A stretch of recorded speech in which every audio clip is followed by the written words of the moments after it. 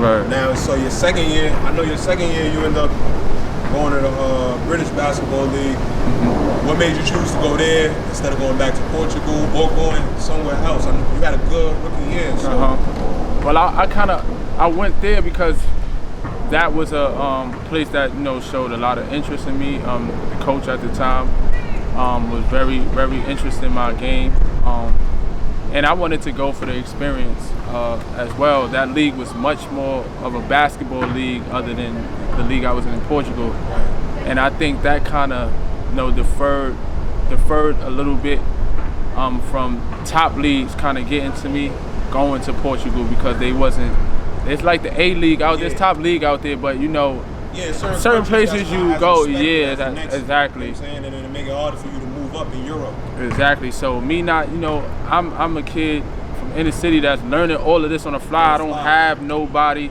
Like when I'm going into this stuff with agents and stuff, I'm going with me and my dad and my family. Like nobody else knows this. I'm the front runner of all this stuff. So I'm taking and making these opportunities and choices off the fly and how I feel.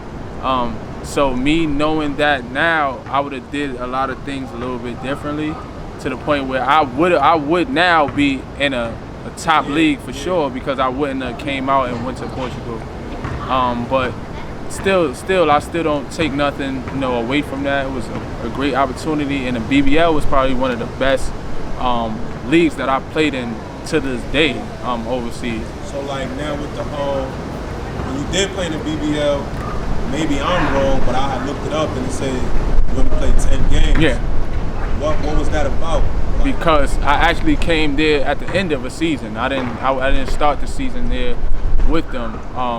This was before the playoffs were starting. They had about 2 games prior to going into the playoffs where they had an incident with their point guard.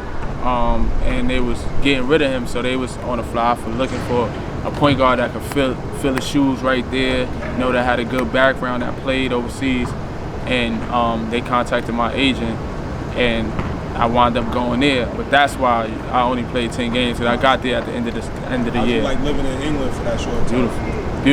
Beautiful. I mean, it wasn't as hot and as beautiful as Portugal, but the living situation was great. We had a big house, so it was like 4 to 5 of us in there from the States that were there.